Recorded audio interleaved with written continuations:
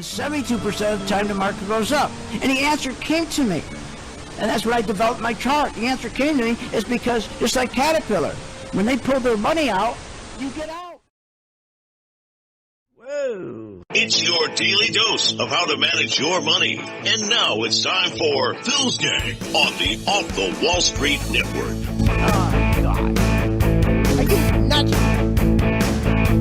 With your host, Phil Grande. Bye. And welcome to my podcast. Well, we got a lot to talk about today. First of all, I want to play a cut for you. Go ahead, hit it. I think it's a great day for the American people because what this deal does fundamentally is two things. It immediately reopens the Straits of Hormuz.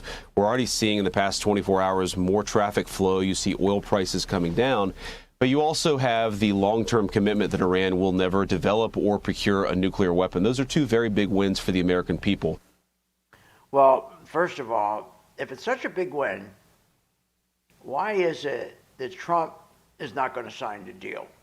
And first of all, what happened today, this morning, with the pre-market exploding, and all day long it's been up, stuck all day because they ran out of fuel. But what really happened this morning? Why did this market turn around this morning and take off pre-market and then ran up to about 600 on the Dow and been stuck all day? I'm going to talk about that in a minute, but first let's go back to J.D. Vance and the signing. One of the things that happened today is traders misunderstood the agreement. And they also thought over the weekend it was signed. Many traders thought it was signed, and it wasn't signed. But before I get to that, okay, let's get to why isn't Trump signing this damn thing if it's so good? Well, because he knows it's not good. He doesn't want his name on it. That's why, because he knows it's going to collapse. And it certainly is going to collapse. There's no question about it. Because there isn't any major treaty. And people jumped in the market today thinking there's this major treaty going on. And there's no major treaty here. It's a memorandum of understanding to agree to keep talking. Isn't that unbelievable? There isn't any major treaty. There's no nuclear deal. Do you know, even as of today, right now, they had the money, they could continue their nuclear program. There's nothing anybody can do about it except bomb them. So this so-called fantastic agreement, as I said, is a joke. It contains no peace agreement, none at all. It contains no agreement to resolve the overall conflict. What the hell kind of treaty is that? There's no nuclear deal that benefits the U.S. or its allies. None. In fact, Trump knows it's worthless, okay? So, again, think about it.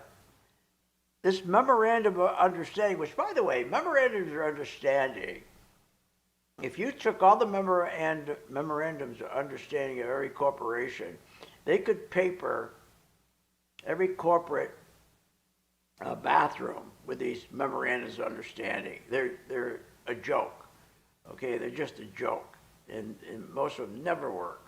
But again, Trump knows that there's a civilian. He's not even dealing with Iran, the right people, and he knows that, and he's dealing with the Iran's civilian government.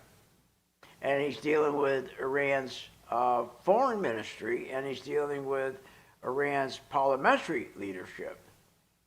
That's all well and good, but it gets him nowhere. And he knows that. Because who controls the country is Iran's SS, just like Nazi Germany's SS used to control the country. And they also stood over the power. He had power over the civilian government. And same with Iran. The Guard has power over the civilian government. So when Iran's civilian government signed off and the foreign ministry signing off and Iran's parliamentary leaders signed off, it means nothing because you got to have the Guard, the IRGC, to sign off. Because it's structured, their government structured just the same way that Hitler structured the SS. It has the power. And again, think about it. Think about the power it has. Talking about power, my God. It controls the military. The Guard controls the all the proxies. Like right now, like Hezbollah's in Lebanon, right? They're still being funded. And they control all the proxies all around the world. They control the Strait of Hormuz. They control the missile forces. They control all intelligence in Iran. They control all the internal security in Iran. And they contain all the nuclear site production. They're never going to agree to get rid of that dust, nuclear dust. They're not going to agree on that. And this is a garbage deal. There's nothing in there other than a memorandum of understanding to continue to talk. That's it. But nobody's being honest about it. So, again, it makes no sense. This will be the 7th peace agreement. What it is, the only thing you can find in there is where it says they're going to stop fighting, okay? They're going to put a pause on fighting. This will be their 7th pause. The first 6 didn't work. Why is this one going to work? So they all failed. So that's what's going on. So unless you get the Guard to agree to this deal, it's over. Now, let's talk about what's going on, what happened this morning, okay? So again, when everybody woke up this morning and went to their computers, you saw, wow, what a big day. We're going to have a big opportunity here. Well, the opportunity was really just for insiders. The insiders, especially members of Congress, they knew what was going on here on Friday night, right before the close of the day of trading. Don't you think they put their bets on? Sure they did. They knew what was going on. And they knew to short oil. That's who won in this deal. Traders didn't win this deal. This is a trap. It's a trap. Now, I hope I'm wrong, but so far it's proving to be a trap. We haven't got the volume. See, when the traders started listening to the BS over the weekend and how they interpreted this agreement as this great, phenomenal agreement, this blood, sweat, and tears, when it's nothing but a memorandum. So they knew when they kept hearing all the dialogue with the TV jibber jabber, especially early this morning when you listen to all the TV shows, right? And all the headlines, great agreement, finally peace in the Middle East. They really believed all that garbage. So they thought, hell, the market, already started to dump. Oil started to dump. And so they started short before the market opened. Everybody was shorting. And then what happened was, unfortunately, because we don't have the institutions participating, what happens is the bots will kick in. They're the robots, okay, the computers. So they kicked in this morning and they started to buy treasuries, because once you have oil falling like it is, if there's institutions aren't there ready to buy, then the computers kick in and buy. And the institutions weren't there buying because they're not participating in this thing. They got all their money, most of all their money stuck in the 5 biggest or the 4 biggest stocks. It's the 4 biggest machine makers to make the machines, chip machines, to produce the chips rather. So they got a ton of money. I think they got over $2 trillion in those stocks. So they're not buying anymore. They're not selling anymore. So what happened this morning is when everybody started to figure out, wow, this is really a peace agreement. And there's no peace agreement. There's no peace in it. There's nothing in it that calls it peace. It's an agreement we'll keep continuing to talk. So oil comes crashing down. No institutions to buy it.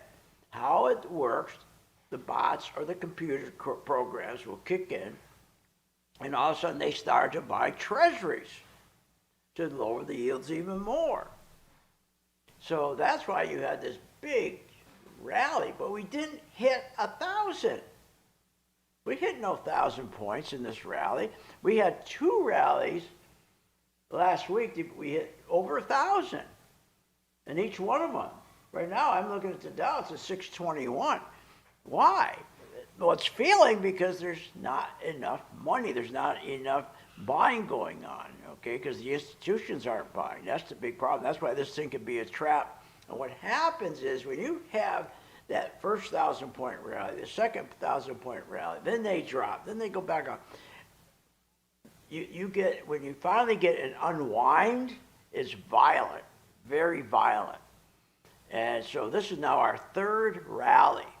And you notice how we're not hitting 1,000. So these unwinding of these rallies, once it starts, this could be a 1,500, 1,700 point, again, it just is violent. I mean, if you've never been in these, they're just very volatile. So that's what can happen. So today, we are looking at some of what was going on with some of these stocks. And again, the evidence is there on the light volume. You have to have, and today we needed at least 7 to 9 billion in shares. We're not even near that, okay? We're not even close to that. We're probably, maybe 1.5 billion the most. And also we see that the institutions are not participating, as I said. And take the banks, they always lead, okay? And right now we got a real problem with the banks because the banks, they have an inverse yield, and the banks always lead when institutions are rallying. When institutions have the money that creates the rally, banks lead. JP Morgan's up, but it's not leading. That's a red flag. Also, if institutions were participating with their money, transportations would be out. In other words, the airlines would be leading, the rails would be leading. It's not. So what caused these tech stocks, XLK, the Qs, the consumer discretionary, that's another thing. You can't just keep having these tech stocks go up. So today, they did participate, the consumer discretionary stocks, which is your leisure, your travel, transports. They have to participate, but the problem was we don't have the volume. So the trap is being created, okay? And so nobody's going to believe it.